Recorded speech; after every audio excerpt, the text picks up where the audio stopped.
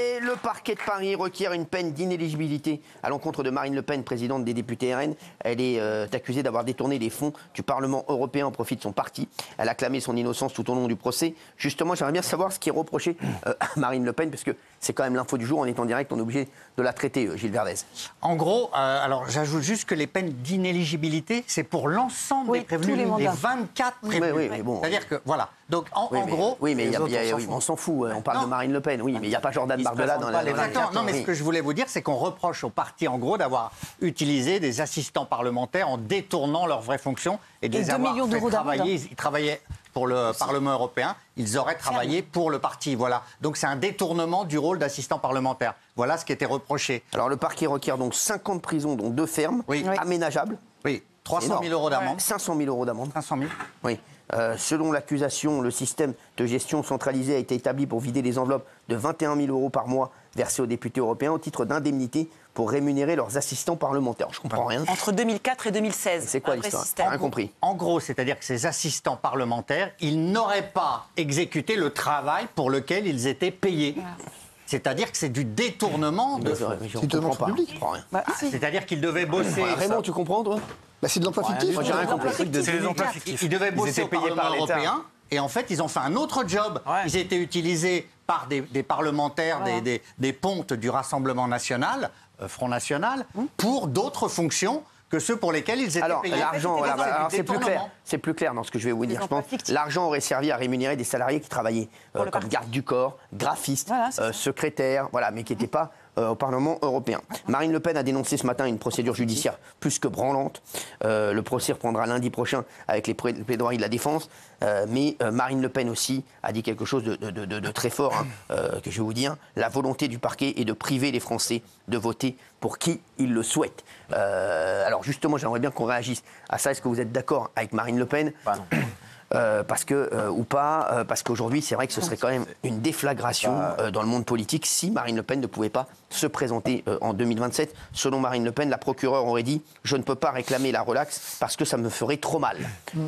C'est ce qu'aurait dit la procureure selon Marine Le Pen. Vous, Jean-Michel Maire? Oui, je suis plutôt d'accord avec elle et je serais intransigeant si par exemple c'était à des fins d'enrichissement personnel. Si elle avait détourné de l'argent pour se construire une maison en Normandie, un château en Normandie, oui. Mais là, c'est pour le fonctionnement du parti. Je suis peut-être un peu naïf, mais j'ai l'impression que tous les partis le font. Il y en a qui se font piquer, d'autres non. C'est pas la première à se faire piquer. Tout le monde a un peu essayé de trouver des moyens, parce qu'en France, contrairement aux États-Unis, il y a beaucoup moins d'argent dont on dispose pour faire fonctionner une campagne, pour faire fonctionner un parti. Donc ils se débrouillent comme ils peuvent.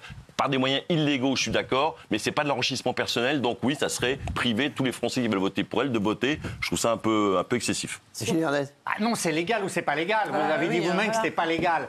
Vous auriez dit pareil pour Jean-Luc Mélenchon? Pardon? Vous auriez dit pareil pour Jean-Luc Mélenchon? Évidemment, et quand François Bayrou a été jugé pour les mêmes choses, lui n'a pas été condamné à de l'inéligibilité. Voilà, qui est très important pour lui. Qui était réclamé pour Bayrou. Pardon? Qui était réclamé. Exactement. Il n'a pas été condamné. Qui n'a jamais été au second tour. Donc ça peut se passer pareil pour Marine Le Pen. Mais là, le parquet, dans ses réquisitions, est effectivement extrêmement sévère. Quand je dis sévère, c'est pas un jugement de valeur. Il estime qu'il y a eu une fraude massive du parti. Voilà. Thomas Guénaud, on s'en doutait un peu. Voilà, il n'y a pas vraiment de surprise. Oui, voilà, il n'y a pas trop de surprise. Là, vous n'êtes pas en Kinder. Merci. Isabelle? Alors oui, effectivement, s'ils ont triché, ils doivent morfler. En revanche, est-ce qu'elle dit, on veut empêcher les gens de voter pour moi? Je pense que c'est vrai aussi. Le procureur a répondu à ça en disant « Nous sommes ici dans une enceinte judiciaire et le droit s'applique à tous ». Oui, enfin...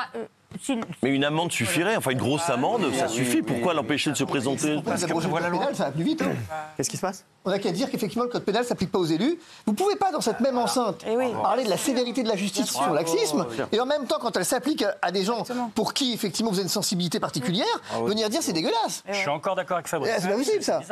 La loi est la même pour tous, que ce soit de Mélenchon au RN, en passant par moi, par vous, c'est la même. Ce serait quand même un vrai scandale. Juste sur ce point, ce serait un vrai scandale que la loi s'applique à nous et absolument pas aux responsables de parti, parce que vous comprenez, ils ont des circonstances atténuantes. Ce serait du délire. La seule différence, c'est que là... Jean-Michel est d'accord là-dessus avec vous, quand même. Oui, bien sûr. Mais la seule différence, je trouve, c'est que là, on parle d'arnaque, d'arrangement financier, d'arnaque financière. C'est illégal. Sauf que moi, par exemple, si je tourne les impôts, je vais avoir une amende. On ne va pas m'empêcher de faire mon métier de chroniqueur. Bah oui, c'est pas la même chose.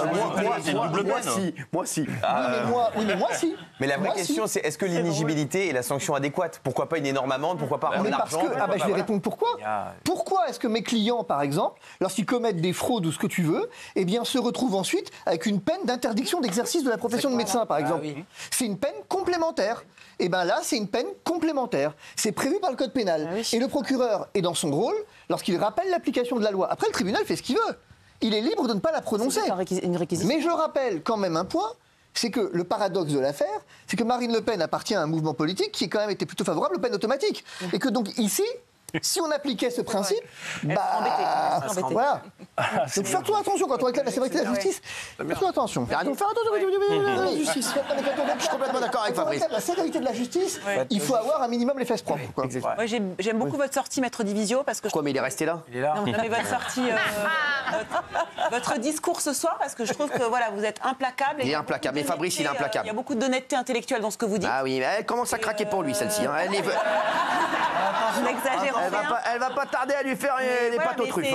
Globalement, ces emplois fictifs qui auraient eu lieu de 2004 à 2016, par rapport à ce que vous dites, par rapport à ce que le parquet a... Elle va le manger al dente. Ils ne sont pas sortis comme ça de nulle part. Il y a eu des études comme ça, une enquête pendant des mois et des mois et des mois. Ça a l'air assez implacable. On rappelle qu'elle est évidemment innocente. Il y a la présomption d'innocence. Mais pour le moment, effectivement, c'est assez accablant. Voilà. Et il ne faut pas oublier qu'il y a un petit crush. Il y a un petit crush. Non, mais je n'avais pas vu ces beignets de Mozart. Je vais prolonger ça. C'est pas qu'il y a eu une enquête, c'est qu'il y a eu une instruction. Oui. Avec effectivement des appels devant la chambre la chambre d'instruction, plus des pourvents en cassation, et le juge d'instruction, dans une ordonnance fleuve, a méthodiquement pointé les détournements. Donc je dis pas qu'elle est coupable. Hein. C'est compliqué. Mais est-ce que c'est les seules magouilles qu'il y a en politique? Et alors quand on voit Anne Hidalgo, les frais exubérants d'Anne Hidalgo, les coups... La seule chose qu'on demande, c'est le timing. La seule chose qu'il demande ici, je pense, parce que j'essaie d'un petit peu de traduire ce qu'ils disent, et ce que va dire Guillaume Janton. Guillaume Janton dit, et vous pose la question, Fabrice Divisio, est-ce qu'il y a eu un traitement particulier de défaveur pour Marine Le Pen en sa défaveur, ou bien est-ce que ça aurait été pareil pour tout le monde? Il y a un instant, vous nous avez dit que ce qui avait été réclamé est assez rare. Non, ce que j'ai dit, c'est que je ne peux pas dire que c'est rare, j'ai dit peu fréquent. Peu fréquent, c'est assez rare. Non, j'ai dit c'est pas rare. Peu fréquent, c'est assez rare. C'est peu fréquent. Mais peu fréquent, c'est assez rare. Non. Mais Non, mais pour reprendre Anne Hidalgo, pourquoi on l'interdit pas d'être maire de Paris? Il n'y a pas eu de justice.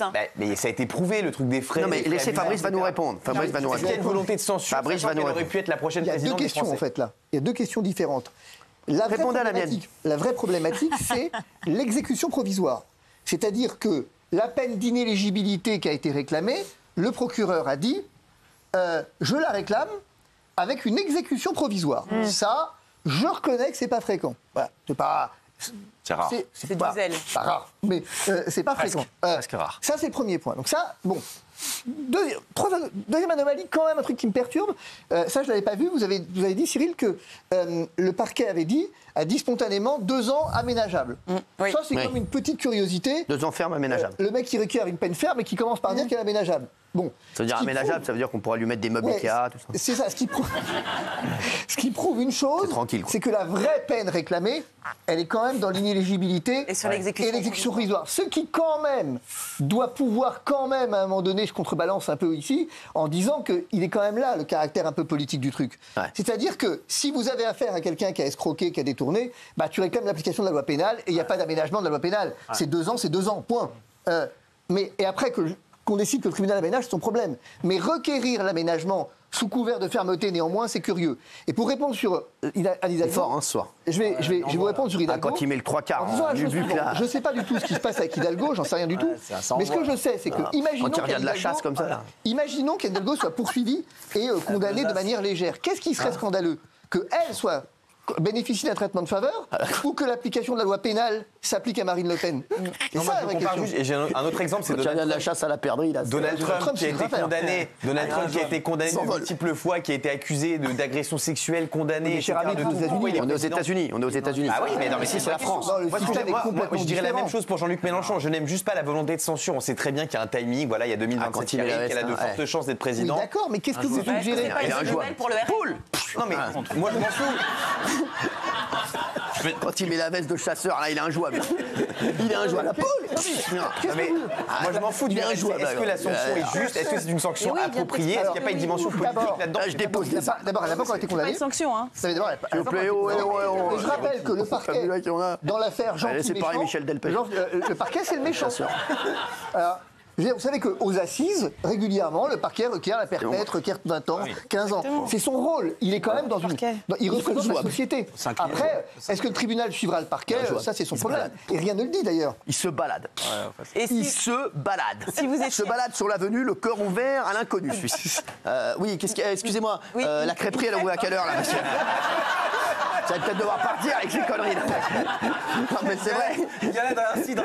Je crois qu'il y a un cidre, une crêpe Suzette, je crois, à la 17. Donc, je fais très bien des crêpes, merci. on apporterait demain. Merci, oui. Si vous étiez l'avocat de Marine Le Pen, vous la défendriez comment? Bah là, en trois quarts.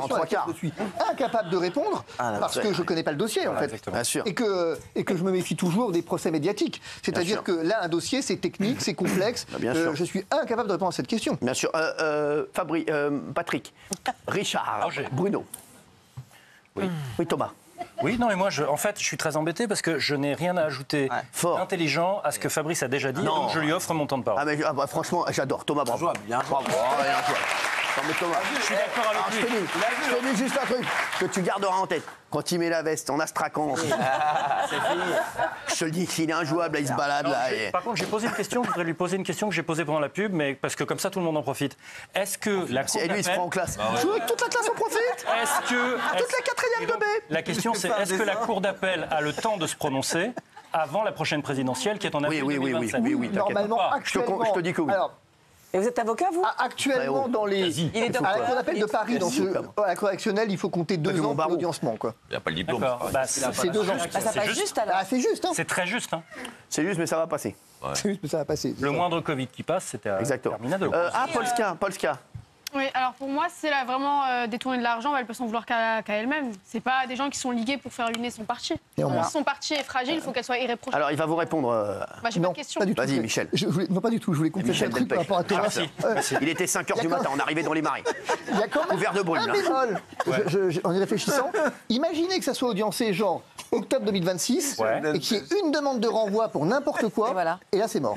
Avec son fusil dans les mains, Passero, prenez tout loin. De l'altitude. Et dans ce genre de procès, c'est pas rare d'avoir des renvois. Oui, il y a des renvois, il faut prendre du Malox. Mais dans ce cas-là, il pourra se présenter. Ça, je dis la vérité, Qu'est-ce qu'il a... Attendez, il paraît que c'est important ce qu'a dit Fabrice. Je dis qu'à la question de Thomas, ce qui était... Combien de temps la Cour va mettre pour audiencer? J'ai dit en gros 2 ans, il dit ça passe. Mais de justesse. Je dis attention parce qu'il suffirait qu'il y ait une demande de renvoi dans cette affaire et pour que tout à coup on se retrouve pile poil à la présidentielle, quoi. Il suffira d'un signe, quoi. C'est 2 ans et demi. Et Trump a fait exactement la même chose. Non, c'est que là, imaginons que ça soit à 2 ans. Allez, je sais pas, octobre 2026. Pour une raison ou pour une autre, un des avocats est malade ou n'importe quoi, on décide de renvoyer l'affaire à 4 mois ou à 5 mois et on arrive à mai. On va faire campagne même si elle est en... Bien sûr. Sauf s'il y a l'exécution condamnée avec exécution provisoire. Politiquement, c'est une mauvaise nouvelle pour le RN. Est-ce que ce serait pas... Ça, ce sera la question qu'on se posera plus tard. Pour l'instant, aller faire une crêpe au Grand Marnier. Merci.